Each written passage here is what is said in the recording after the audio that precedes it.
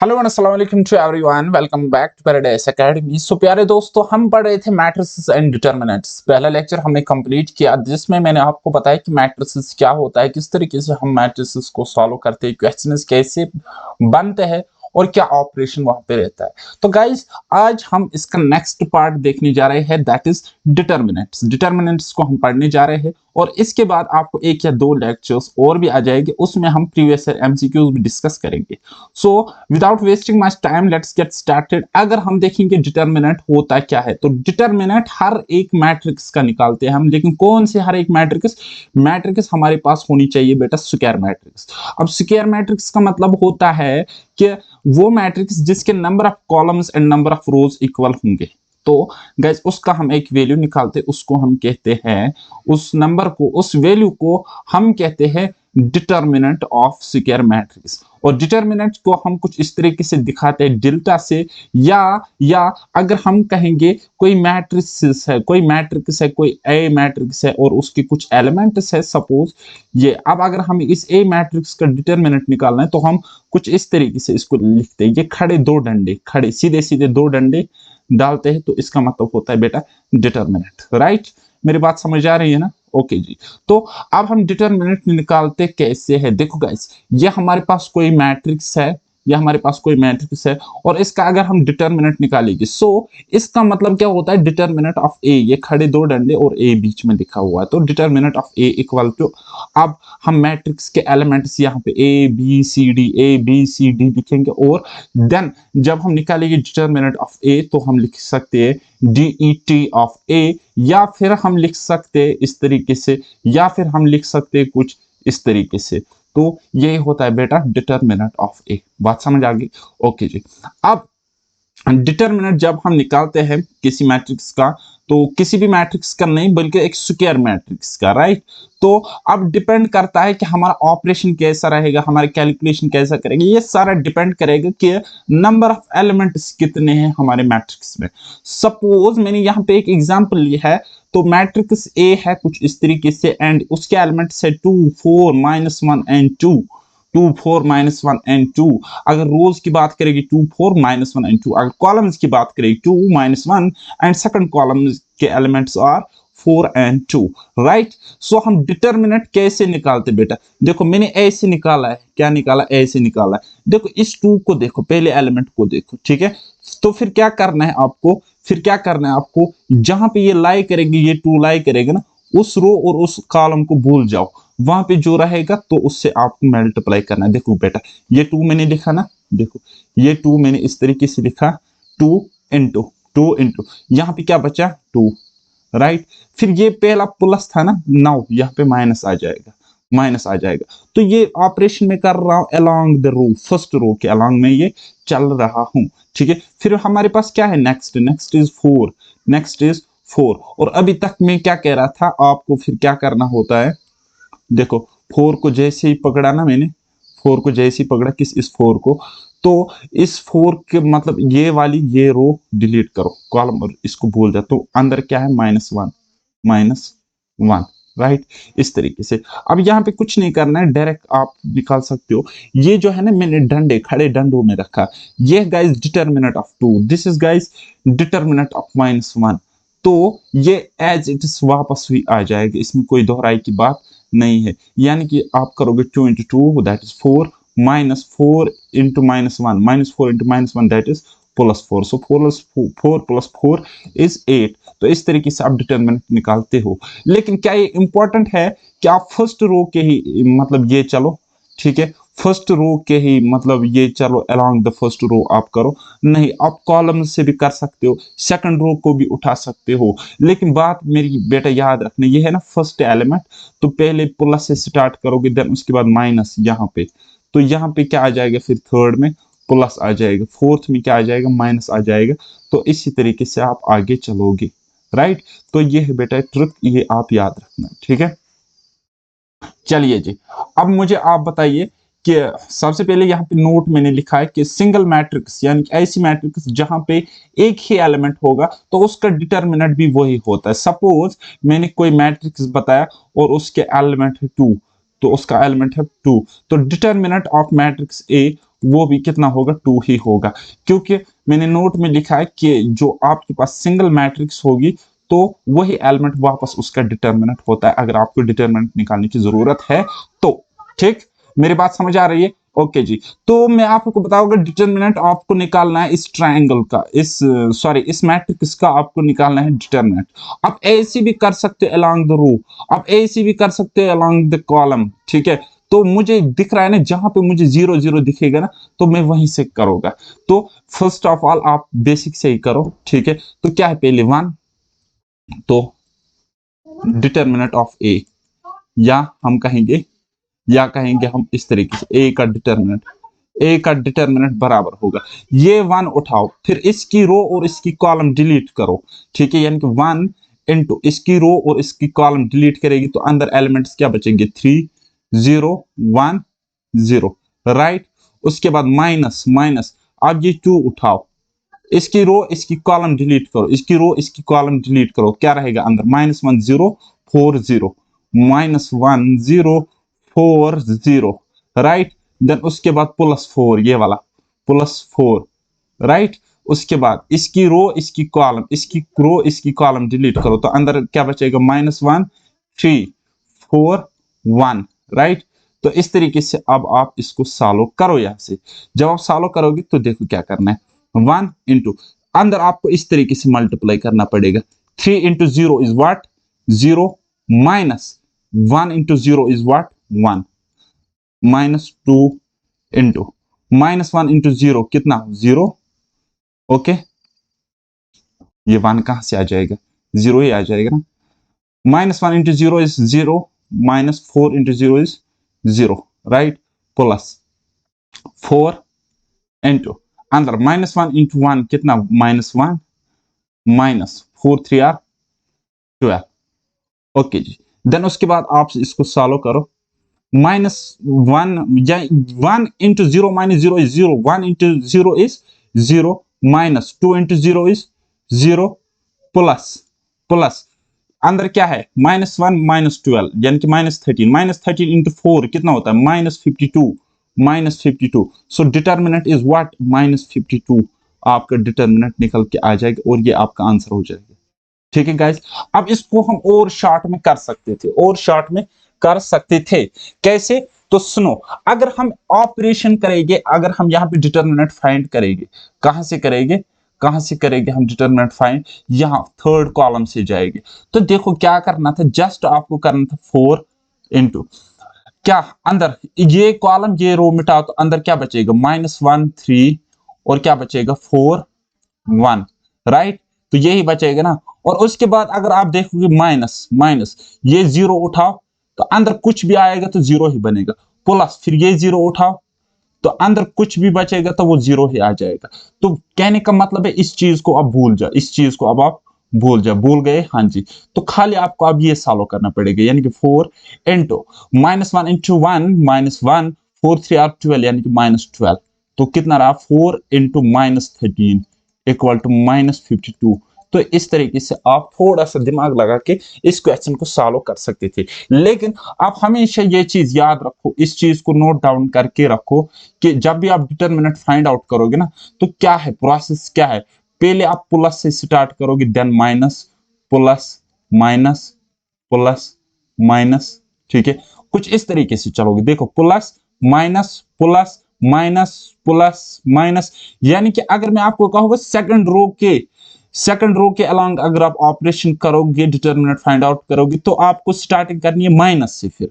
ठीक है, क्योंकि यहाँ पे फर्स्ट रो यहाँ पे खत्म हो रहा है, फिर second row and third row क्या आ जाएगा, again plus minus plus, and fourth row क्या आ जाएगा, माइनस प्लस माइनस। ये 3x3 के लिए, 3x3 के लिए ये चीज है। ओके, चलिए जी, ये वाला क्वेश्चन वही है जो मैंने आपको अभी बताया। ठीक है, तो मैंने क्या किया है, बस थर्ड कॉलम को पकड़ा है और एक्सपेंड किया अलोंग थर्ड कॉलम। मैंने एक्सपेंड किया किसके, अलोंग थर्ड कॉलम के एक्सपेंड मैंने किया, तो मुझे आंसर ये मिला। ये मैंने आपको जस्ट अभी 2 मिनट पहले दिखाया। ओके जी, अगर हम क्वेश्चंस की बात करेंगे तो जीके एसएसबी में हमारे पास लास्ट टाइम जेएसए एग्जाम में कुछ इस तरीके से क्वेश्चंस आ गए थे, जैसे कि हमारे पास क्वेश्चन है find value of x for which determinant of this equal to determinant of this. अब आप बोलोगे सर अगर ये ऐसे होता 3x x 1 और कुछ इस तरीके से होता 3 2 4 3 2 इस तरीके से 2 ही लिखेगी यहाँ पे 1, और मैं आपको बोलता x की वैल्यू बताओ, तब आप कुछ करते इस तरीके से कॉरस्पॉन्डिंग वैल्यू देखते 2 या कुछ इस तरीके से करते, वो हो गया मैट्रिक्स के केस में। बट यहाँ पे ये क्या है, डिटर्मिनेंट का केस है। क्यों? क्योंकि यहाँ पे आपको ये खड़े डंडे दिख रहे ऐसे, देखो जब ऐसा होगा वो हो गया मैट्रिक्स, जब ऐसा होगा तो वो होगा डिटर्मिनेंट। बात आई समझ? हाँ जी। चलिए जी, हमें x का वैल्यू फाइंड आउट करना है, तो क्या करेंगे, जस्ट हम क्या करेंगे यहाँ पे ऐसे करेंगे 3 into 1 is 3। ओके ओके, या इस तरीके से करो, इस तरीके से आप निकालो, यह ना 3 आपके पास, यह ना 3 आपके पास, तो अब आप क्या करोगे 3 को उठाओ और अंदर क्या बचेगा 1, ठीक है, और फिर माइनस x को उठाओ और अंदर क्या बचेगी, ये वाला भूल जाओ तो अंदर बचेगा x, ठीक है, इज इक्वल टू इस 3 को उठाओ, ठीक है, अंदर क्या बचेगी, ये वाला डिलीट तो 1, ठीक है, माइनस इस 2 को उठाओ, ये वाला डिलीट तो 4, 2 into 4। इस तरीके से आपने देखा ना, तो देखो यहाँ पे अब आप यहाँ पे टेक्निक एक कर सकते थे, इन दोनों को मल्टीप्लाई, इन दोनों को मल्टीप्लाई, ठीक है, वो होता है बेटा डिटर्मिनेंट। अब डिटर्मिनेंट अगर जल्दी आपको निकालना होगा, क्या करना है, इन दोनों का मल्टीप्लाई, मल्टीप्लिकेशन माइनस इन दोनों का मल्टीप्लिकेशन, सेम यहां पर भी इन दोनों का मल्टीप्लिकेशन माइनस ये दोनों का मल्टीप्लिकेशन। बात मेरी समझ आ गई? हाँ जी। सो 3 माइनस एक्स स्क्वायर, यहाँ पे क्या आ जाएगा 3 minus x square equal to 3 minus 2 4 जार 8, 2 4 जार इज व्हाट 8। ओके जी, तो क्या करोगे अब आप, यहाँ पे 3 से 3 कट गया, 3 से 3 कट गया, so minus x square equal to 8 minus 8, minus से माइनस कट गया तो x square equal to 8। Okay, so 8 एक्स को रूट अगर दोनों साइड से हम लेंगे तो यहाँ पे ये कट जाएगा और ये क्या बन जाएगा आपका 2 रूट 2। देखो बेटा 2 into 2 into 2 कितना होता है 8 होता है ना, तो अगर इसको स्क्वायर लेंगे, स्क्वायर रूट ऊपर लेंगे, यानी कि इसके ऊपर हमने स्क्वायर रूट रखा, तो मतलब ये इसके ऊपर हमने स्क्वायर रूट रखा, तो हम लिख सकते हैं 2 into 2 का स्क्वायर, ठीक है, तो इसका स्क्वायर कट गया तो बाहर निकल गया, और ये 2 के ऊपर स्क्वायर रहा तो 2 रूट 2 होता है। ये बात आई समझ? बात आई नहीं यहां तक समझ? तो इसके बदले अब हम लिख सकते हैं x equal to 2 root 2, 2 root 2, लेकिन यहां पे ये स्क्वायर बन के जब हमने, समझो x को जब हमने स्क्वायर किया तो वो हमें मिला रूट 8, वो हमें मिला रूट 8 जब हमने स्क्वायर किया। अब अगर ये x माइनस 2 रूट 2 भी होता, उसको भी अगर हम स्क्वायर करते वो भी हमें यही मिलता, और अगर ये प्लस 2 रूट 2 होता तो उसको भी अगर हम स्क्वायर करते तो वो भी हमें यही मिलता। मेरी बात समझ आ रही है? बोलोगे सर नहीं आ रही है, तो सुनो सुनो सुनो सुनो सुनो बेटा, अगर मैं आपको कहता हूं एक्स स्क्वायर इक्वल टू 9, तो अगर मैं x की वैल्यू +3 रखूं, x की वैल्यू +3 रखूं, ठीक है, तो उसका मतलब भी 3 स्क्वायर 9 ही होता है। अब अगर मैं -3 एक्स स्क्वायर की x की वैल्यू -3 रखूं तो उसका स्क्वायर भी हमें 9 ही मिलेगा। तो मतलब ये 9 जो आप इस स्क्वायर करने के बाद है ना, तो इसका मतलब होता है यहाँ पे प्लस भी हो सकता है माइनस भी हो सकता है। ये आपका बहरहाल आंसर हो गया, ठीक है। हालांकि ऑप्शन एग्जाम में दूर दूर होंगे, आपको ऐसा कंफ्यूजन क्रिएट करने की जरूरत नहीं है। वैसे भी मैं आपको अभी एक क्वेश्चन सॉल्व कराऊंगा जेकेएसबी का। अच्छा, कुछ और क्वेश्चन है, इनको हम सॉल्व करेंगे। क्वेश्चन नंबर 7 का first part and second part आप खुद देख लेना। मैं आपको क्वेश्चन नंबर 8 यहाँ पे सॉल्व कराता हूं। तो आपको क्या करना है, just x square minus 8 36 equal to 6 36 minus 8 into 36। Okay बेटा 36। तो अब आप क्या करोगे, एक्स स्क्वायर इक्वल टू ये -36 काट गया, so x square is equal to 36। So x की वैल्यू क्या आ जाएगी, एक्स की वैल्यू क्या आ जाएगी, जब हमने रूट लिया ना दोनों साइड, तो आपको पता है 36 को हम लिख सकते हैं 6 का स्क्वायर, और जब ऊपर रूट है तो कट जाएगा यानी कि 6 आ जाएगा। सो 36 की जगह हम 6 लिख सकते हैं ना, रूट 36 की जगह 6 लिख सकते हैं। तो लेकिन क्या होगा, ये होगा गाइस प्लस माइनस 6। सो x की वैल्यू आपकी होगी प्लस माइनस 6 यानी कि ऑप्शन सेकंड।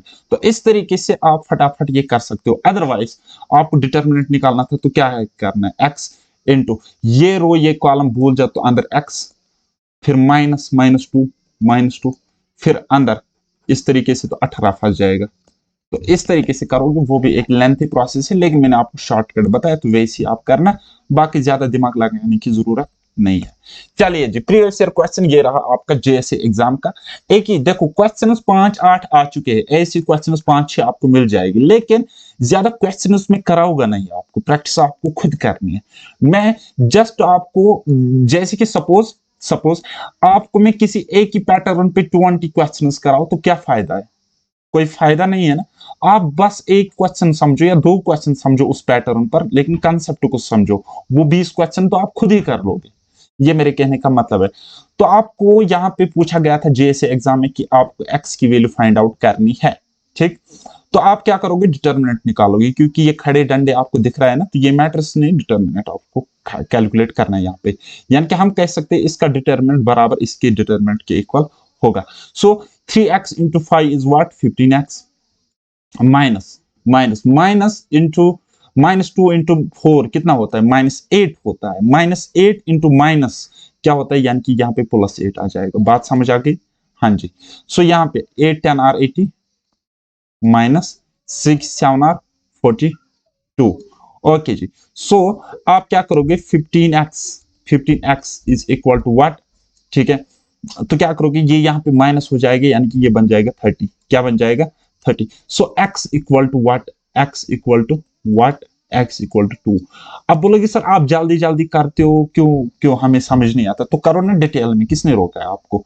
यहाँ पे आप इस पॉइंट को इस तरीके से लिखो, 15x इज इक्वल टू 80 -42 -8, फिर आप लिखो 15x इक्वल टू, यहां से ये गए तो कितना रहेगा, 38 38 -8 यानी कि 30, फिर करो या इस तरीके से करो ना, 80 minus minus into minus plus, so 42 plus 8 is what, -50 यहाँ पे आ जाएगा। सो फिर लिखो 15x इक्वल टू 30, फिर लिखो x इज इक्वल टू 30/15, फिर काटो, फिर आप लिखोगे x इक्वल टू 2, और ये आपका आंसर आ जाएगा, ऑप्शन बी। मेरी बात समझ आ रही है। अब कम से कम कैलकुलेशन में क्वेश्चंस को सॉल्व करना सीखो, ठीक है। और ये कैलकुलेशन आप कम से कम तब करोगे जब आपकी प्रैक्टिस अच्छी होगी। सिर्फ मैथ्स को सीखने का एक ही तरीका है, एक आप सिंपल वे में आसान आसान तरीकों से सीखो, लॉजिक्स क्लियर करो, रट्टाफिकेशन कम से कम करो, और देन उसके बाद practice practice practice practice practice makes a man perfect, ठीक है। अब जब हमने प्रॉपर्टीज से, अब जब हमने डिटर्मिनेंट निकालना सीखा, तो कुछ प्रॉपर्टीज पर भी हम जाते हैं, ठीक। तो पहली प्रॉपर्टी हमारे पास कहता है वैल्यू ऑफ डिटरमिनेंट, जो डिटरमिनेंट का वैल्यू होता है वो अनचेंज्ड रहता है अगर हम इसकी रोज एंड कॉलम्स को इंटरचेंज करेंगे। यानी कि कहने का मतलब है अगर हम ट्रांसपोज करेंगे, ठीक है, तो वैल्यू जो होता है डिटरमिनेंट का वो अनचेंज्ड रहता है, यानी कि वो चेंज नहीं होता है। तो चलिए जी हम इस मैट्रिक्स का डिटरमिनेंट निकालते हैं, ठीक है। तो इसका डिटरमिनेंट निकालते हैं। सपोज ये कोई मैट्रिक्स है ए, इसका डिटर्मिनेंट अगर हम निकालेंगे, डिटर्मिनेंट ऑफ ए वो बराबर होगा क्या, 2 2 और 4 माइनस माइनस, तो अंदर आ जाएगा -4, यानी कि ये बन जाएगा हमारे पास 4 + 4 इज व्हाट, 8। ये होगा डिटर्मिनेंट, ठीक है। और क्या हम इस चीज को हम प्रूफ करेंगे जो हमें प्रॉपर्टी में लिखा है। कहता है डिटर्मिनेंट ये अनचेंज रहेगा, यानी कि डिटर्मिनेंट चेंज नहीं होगा अगर हम रोज एंड कॉलम्स को इंटरचेंज करेंगे। तो मैं आपको लिखूंगा बेटा यहाँ पे, therefore when columns and rows interchanged, जब मैंने उनको इंटरचेंज किया देन क्या हुआ कि 2 4 है तो मैं इस तरीके से 2 4 लिखूंगा, -1 2 है तो मैं इसको इस तरीके से लिखूंगा -1 2। तो मैंने क्या किया, इंटरचेंज किया, ठीक है। मैंने इंटरचेंज किया, फर्स्ट कॉलम को मैंने फर्स्ट रो बनाया, सेकंड कॉलम को मैंने सेकंड रो बनाया। सो डिटर्मिनेंट अगर हम निकालेंगे 2 2 और 4 इस तरीके से 2 इंटू 2 माइनस 4 इंटू माइनस 1, ठीक है, इस तरीके से माइनस माइनस माइनस ये है ना, माइनस माइनस 1 इंटू 4, राइट। तो कुछ इस तरीके से 4 minus minus plus 4 equal to 8। तो अब आपने देखा कि ये चीज प्रूफ हो गई आपके सामने, राइट। तो चलिए जी, इस पर कोई क्वेश्चन मैं नहीं कराऊंगा because this is not important, but property हो सकता है क्वेश्चन आपके एग्जाम में देखने को मिले, तो मैंने सोचा आपको ये क्लियर होना चाहिए, ठीक है बेटा। चलिए जी, इफ एनी टू रोज और columns of a determinant are changed, right, then sign of determinant changes, ठीक है। कहता है अगर हम कोई भी दो रोज या कॉलम्स, दो रोज या कॉलम्स को डिटर्मिनेंट में चेंज करेंगे तो साइन डिटर्मिनेंट के चेंज होता है। चलिए जी, पहले हम इसका सिंपल सा डिटर्मिनेंट निकालेंगे, देन उसके बाद हम करेंगे, देखेंगे क्या होता है। अगर हम यहाँ पे डिटर्मिनेंट देखेंगे, अगर हम यहाँ पे डिटर्मिनेंट देखेंगे इसका, ठीक है, वो हमें 8 मिलता है। क्या मिलता है? 8 मिलता है। अब हमें ये प्रॉपर्टी कहती है कि अगर हम दो कॉलम्स को आपस में इंटरचेंज करेंगे, यानी कि एक दूसरे की जगह रखेंगे, या दो रोज को एक दूसरे की जगह रखेंगे, तो साइन चेंज होगा डिटर्मिनेंट का। यानी कि इस रो को उठाओ, पहली की जगह रखो, पहली वाली रो को उठाओ, दूसरे की जगह रखो, ये कहने का मतलब है। तो मैं कहूंगा when when two columns when two columns और रोज, जब हमने दो कॉलम्स या रोज को क्या किया, इंटरचेंज किया, क्या किया, इंटरचेंज किया। ओके जी, तो समझो, मैं ये नहीं कह रहा हूं कि कॉलम को रो की जगह रखना है, रो को कॉलम की जगह रखना है, नहीं, कॉलम को कॉलम की जगह इंटरचेंज करना है, ठीक है। यानी कि कॉलम अगर ये है तो यहां पे आएगा, ये अगर कॉलम है यहां पे आ जाएगी, यानी कि एक दूसरे की जगह वो इंटरचेंज करेगी, एक दूसरे की जगह पे आ जाएगी। कॉलम कॉलम ही रहेगा, कॉलम रो नहीं बनेगा। ओके, चलिए जी, क्या करना है आपको, एक मिनट एक मिनट, वन, तो चलिए जी, आप इसको इंटरचेंज करो और सॉल्व करो क्वेश्चन को जरा, फिर मुझे बताओ। चलो मैं रोज को इंटरचेंज करता हूं। मैंने क्या किया, रोज को मैंने बनाया -1 और 2, ठीक है, यानी कि दूसरी रो मैंने पहली रो की जगह रखी, और पहली रो दूसरी रो की जगह आएगी ना, क्योंकि इंटरचेंज हो रहा है, यानी कि 2 4 यहां पे आ जाएगी। अब मुझे बता डिटर्मिनेंट क्या होगा। सो वो होगा -4 माइनस माइनस 2 2 जार 2 2 जार 4। सो अब आप देखो, -4 कितना होता है बेटा, -8 होता है। अब यहाँ पे डिटर्मिनेंट क्या था पहले, बेटा पहले था +8, समझो। अब क्या आ रहा है, -8, तो साइन इंटरचेंज हुआ, डिटर्मिनेंट चेंज नहीं हुआ, डिटर्मिनेंट का साइन चेंज हुआ। पहले भी डिटर्मिनेंट 8 था, अब भी 8 था। या फिर आप इस तरीके से, अब आप कॉलम को भी चेंज करके देखो एक बारी, तो अब दूसरी कॉलम पहली कॉलम की जगह रखो, यानी कि 4 2 इस तरीके से लिखो, और 2 -1 उसकी जगह लिखो। देन उसके बाद अब आप देखो, यहाँ पे ऐसे करते हैं ना हम डिटर्मिनेंट, 4 इंटू -1 कितना होता है, -4, ठीक है, माइनस 2 इंटू 2 कितना होता है, 4। सो -4 कितना होता है, -8 होता है। तो ये स्टेटमेंट, ये प्रॉपर्टी प्रूफ हो गई, ठीक है। तो अब आप एक काम करना, 3 क्रॉस 3 एक डिटर्मिनेंट लेना और उसका देख लेना प्रूफ, ठीक है बेटा। ओके, ये वाला है ना, तो देख लेना, ठीक है। लेकिन ये प्रॉपर्टी कुछ नहीं सी है, ये हमें क्या कहते हैं if any two rose of a determinant are identical then value of determinant is 0, ठीक है। कहता है अगर दो रोज या दो कॉलम्स किसी डिटर्मिनेंट के आइडेंटिकल होंगे तो उसका डिटर्मिनेंट, उसका वैल्यू, डिटर्मिनेंट का वैल्यू 0 होता है। तो मैं आपको बताऊंगा आइडेंटिकल क्या है। देखो, अगर कुछ नंबर लिखूंगा मैं 1 2 3 4, ठीक है, नीचे भी लिखूंगा 1 2 3 4, ठीक है, तो ये आपस में आइडेंटिकल है। आइडेंटिकल मतलब सेम टू सेम, बराबर, equal, same elements as it is, ठीक है, तो वो हो गया बेटा आइडेंटिकल। कहता अगर कोई डिटर्मिनेंट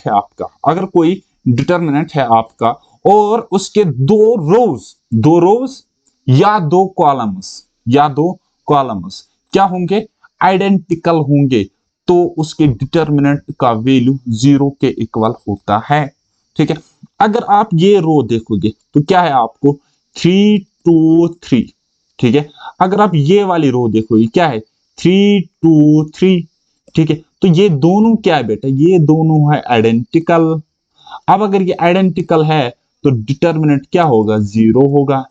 ठीक है, डिटर्मिनेंट क्या होगा, 0 होगा। चलिए देखते प्रूफ करते हैं। ठीक है, हम एक्सपेंड करेंगे along first row, along the first row हम इसको एक्सपेंड करेंगे। ठीक है, इस 3 को उठाओ, 3 को उठाओ और अंदर क्या बचेगा, ये रो ये कॉलम डिलीट करो, 2 3 2 3 बचेगा, 2 3 2 3।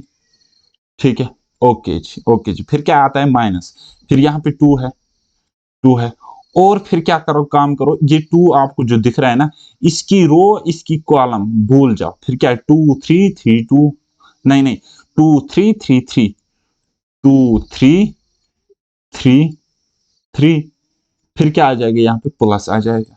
ओके, अब इस 3 को उठाओ, इसकी कॉलम इसकी रो को भूल जाओ, तो बचेगा क्या 2 2 3 2, 2 2, पहले बाहर 3 लिखेंगे, 2 2 2 2 3 2 3 2।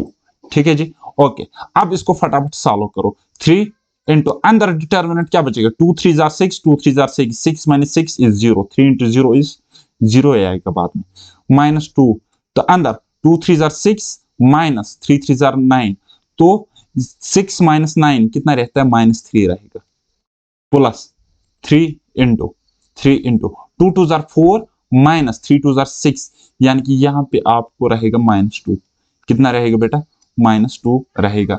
जब आप इसको सॉल्व करोगे सो 3 इंटू 0 कितना रहता है, 0, माइनस 2 3 जार 6, but minus into minus becomes plus, plus, okay, then plus into minus is minus, 3 2 जार 6, सो प्लस 6 माइनस 6 खत्म, तो आंसर मिला 0। बात समझ आ गई? क्या हुआ, क्या कहा मैंने आपको, क्या कहती है प्रॉपर्टी, अगर दो कॉलम्स या दो रोज क्या होंगे, आइडेंटिकल होंगे, तो वैल्यू ऑफ डिटर्मिनेंट क्या होगा, 0 होगा। बात आई समझ? ओके जी, चलिए इसको एक और कंसेप्ट समझते हैं। ठीक है, एक और कंसेप्ट समझते हैं, हालांकि ये प्रॉपर्टीज एग्जाम में नहीं आती लेकिन आपको पता होनी चाहिए। ठीक है, क्योंकि कई बार अगर आपको क्वेश्चन, बड़ा सा क्वेश्चन पूछेगी एग्जाम में, ठीक है, बड़ा सा क्वेश्चन पूछेगी, तो फिर टफ क्वेश्चन होगा, उसकी कैलकुलेशन टफ होगी, तो बोलेगे उसका डिटर्मिनेंट का वैल्यू फाइंड आउट करोगे, लेकिन हो सकता है वो इस प्रॉपर्टी पर बेस्ड पूछे, तो जैसे आपको वहां पे दो रोज या दो कॉलम्स आइडेंटिकल दिखेंगे ना, तब आप सीधा ऑप्शन 0 को टिक करोगे, 0 ऑप्शन दिखेगा उसको आप टिक करोगे, तो ये फायदा होता है प्रॉपर्टी को समझने का, उसका प्रूफ समझने का। ठीक है, तब आपको क्वेश्चन को सॉल्व भी नहीं करना पड़ेगा। मेरी बात समझ आ रही है? ओके जी, चलो ये वाला कंसेप्ट समझते हैं।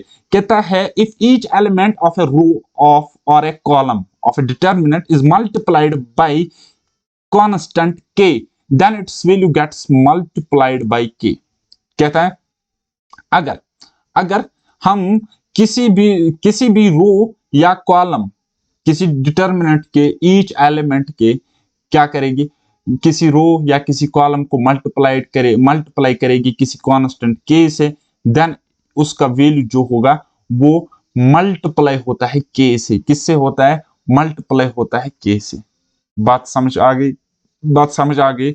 चलिए जी, हम क्या काम करते, इस एग्जांपल को लेते और इसको सॉल्व करेंगे। सबसे पहले अगर हम देखेंगे इसका डिटर्मिनेंट अगर देखेंगे, अब दिमाग में ही डिटर्मिनेंट निकालो, इसका इतना तो मैं एक्सपेक्ट कर सकता हूं ना अब आपसे, 4 1 जार 4 माइनस 3 2 जार 6, 4 माइनस 6 इज -2, तो डिटर्मिनेंट इसका फिलहाल हमारे पास -2 आ गया। ठीक है, अब ये कहता है किसी कांस्टेंट से अगर हम इसको मल्टीप्लाई करेंगे, ठीक है, किसी रो को या किसी कॉलम को, एक को करेंगे, दोनों को नहीं करेंगे। बात आई समझ? चलिए जी, हम इस रो को करेंगे, ऊपर वाली फर्स्ट रो का करेंगे, लेकिन रो के दोनों सारे एलिमेंट्स को, ईच एलिमेंट को करना है। अब के की वैल्यू हमारे पास कितनी है, 3 है। ठीक है, यानी कि के की वैल्यू जब 3 है, सो हम लिखेंगे 1 इंटू 3 और यहां पे लिखेंगे 2 इंटू 3। और नीचे है फिर 3 4 और इसका हम निकालेंगे डिटर्मिनेंट। ठीक है, तो इसका डिटर्मिनेंट अगर हम देखेंगे तो इसको फिलहाल ऐसे रहने दो, इस तरीके से रहने दो। ठीक है बेटा, ओके जी। अगर हम इसका डिटर्मिनेंट निकालेंगे सो यहाँ पे 1 3 आर कितना बनता है बेटा, यहाँ पे 1 इंटू 3 कितना बनेगा 3, यहाँ पे 3 इंटू 2 कितना बनेगा 6 बनेगा। इतना समझ आया ना। तो इसका डिटर्मिनेंट क्या होगा, 3 4 are is what 12 minus 3 6 are कितना 18, सो 12 माइनस 18 कितना होता है, तो 12 से 18 सब्ट्रैक्ट करेगी तो -6 रहता है ना। तो -6 को हम लिख सकते हैं 3 इंटू -2। ये 3 इंटू -2 क्या है बेटा, -2 पहला वाला डिटर्मिनेंट है और ये 3 क्या है, 3 इज के, है ना। तो ये कंसेप्ट हमें क्या कह रहा है, ये कंसेप्ट हमें कह रहा है अगर आप किसी डिटर्मिनेंट में उसकी रो या उसकी कॉलम को, उसकी रो या उसकी कॉलम को अगर आप के से मल्टीप्लाई करेंगे, किसी कांस्टेंट वैल्यू से मल्टीप्लाई करेंगे, तब आपको उसकी डिटर्मिनेंट को भी मल्टीप्लाई करना पड़ेगा। डिटर्मिनेंट भी उतना ही टाइम्स के टाइम्स आपका बढ़ जाएगा। समझ में आ गया ना, मगज में आ गया ना। अब क्वेश्चन में गलतियां करते हैं बच्चे, क्या गलती करेंगे बच्चे, यही क्वेश्चन हम उठाएंगे 1 2 3 4। ठीक है, तो मैं कुछ इस तरीके से करूंगा। हाँ जी, हम ले लेंगे एक डिटर्मिनेंट है हमारे पास, उसके एलिमेंट है 1 2 3 4 और के है हमारे पास के इक्वल टू 3, है ना बेटा, के इक्वल टू 3। तो फिलहाल के लिए अगर हम यहाँ पे डिटर्मिनेंट हम निकालेंगे, डिटर्मिनेंट वैल्यू अगर हम देखेंगे तो वो क्या मिल रहा था हमें, 4 माइनस यानी कि -2 मिल रहा था। कितना मिल रहा था, -2 मिल रहा था। ओके जी, अगर हम यहाँ पे कलाकारी करेंगे, क्या कलाकारी करेंगे, हर एक वैल्यू को यानी कि दोनों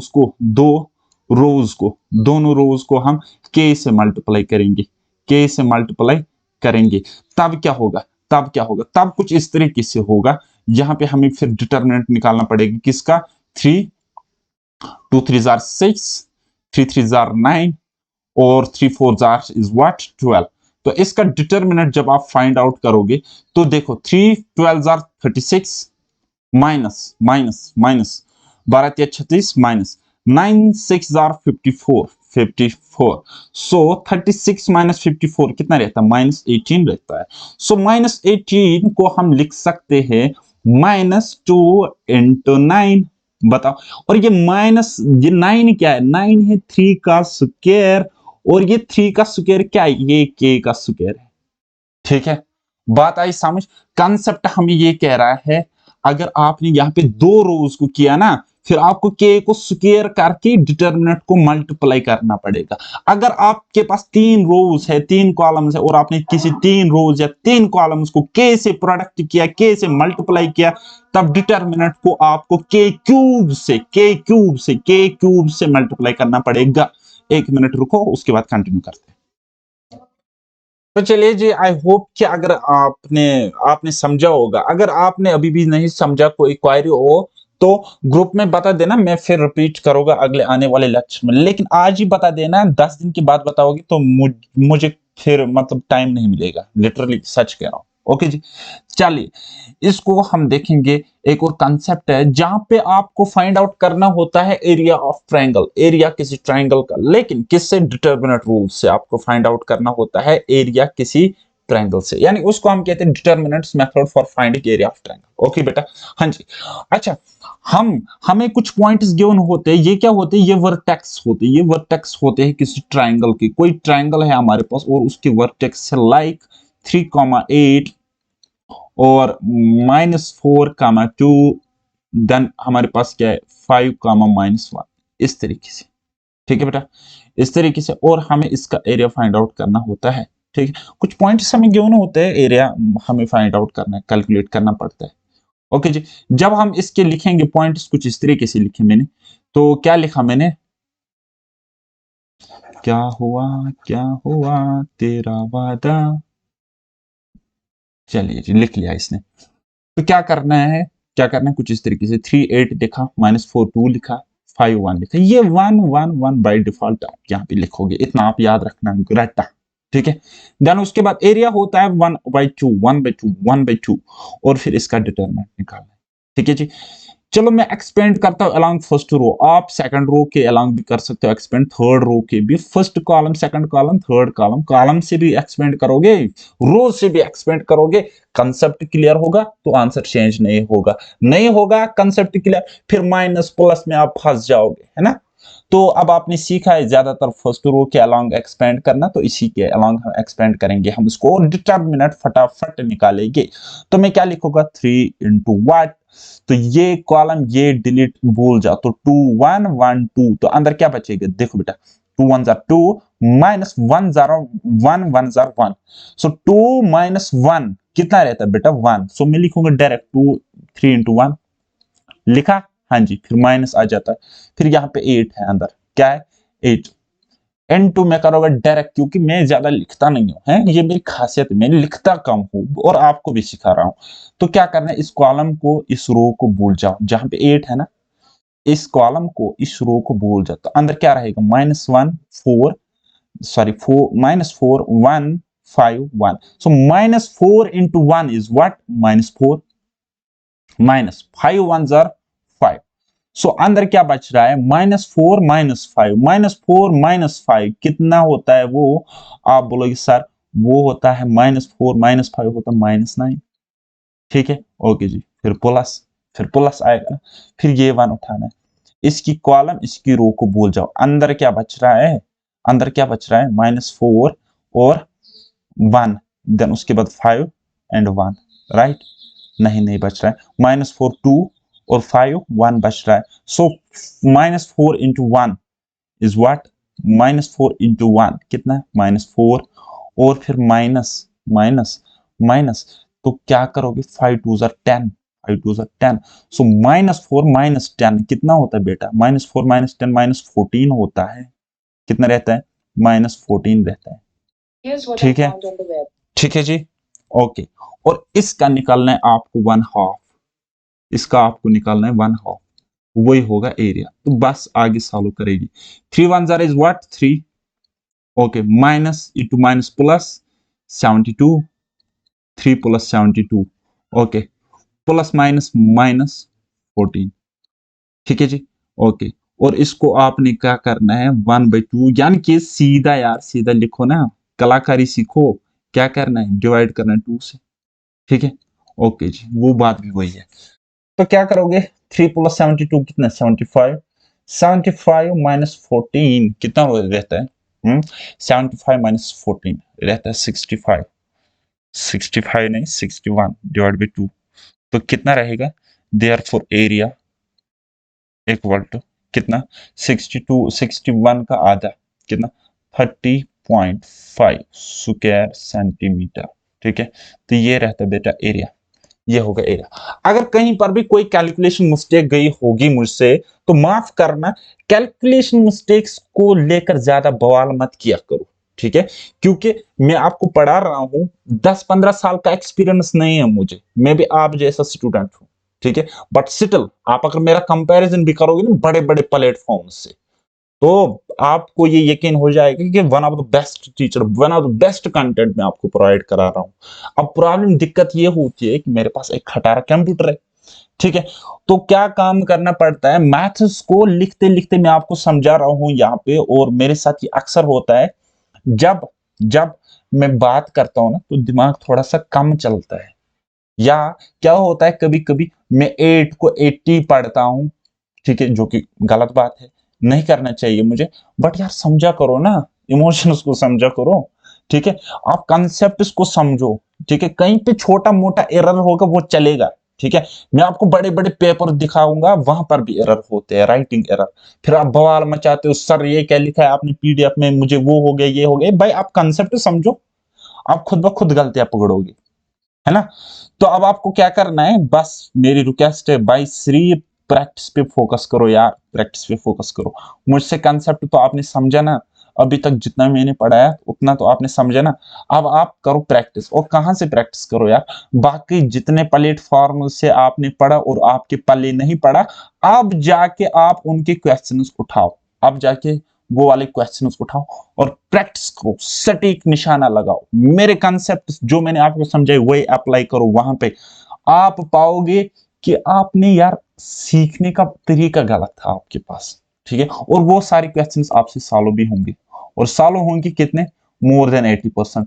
आप बोलोगे सर 20% का क्या, 20% यार गया तेल देने, इरिलेवेंट पढ़ा के रखा है वहां पे, हमें थोड़ी डिराइवेशन आ जाएगी एग्जाम में। डिराइवेशन हमारे पास हमारे काम की चीज नहीं है, ठीक है।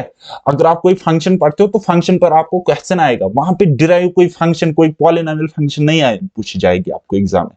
ओके, सो चलिए जी, नेक्स्ट लेक्चर में हम अभी पढ़ेंगे, क्या पढ़ेंगे, माइनर पढ़ेंगे, कोफैक्टर, कोफैक्टर पढ़ेंगे, एडजॉइंट पढ़ेंगे, ठीक है।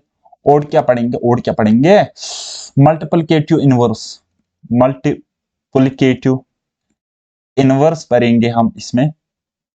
और क्या पढ़ेंगे हम, हाँ, और पढ़ेंगे हम क्रैमर्स रूल, क्रैमर्स रूल भी हम इसमें पढ़ेंगे। एक ही लेक्चर में हम ऑलमोस्ट इसको सिर्फ और सिर्फ एक लेक्चर में हम इसको कंप्लीट करेंगे। लेकिन लेक्चर्स अब मेरे थोड़ा ज्यादा लेंथी आते हैं, आधे घंटे का लेक्चर होता है यूजुअली हर जगह, लेकिन मैं आपको 1 घंटे का लेक्चर देता हूँ।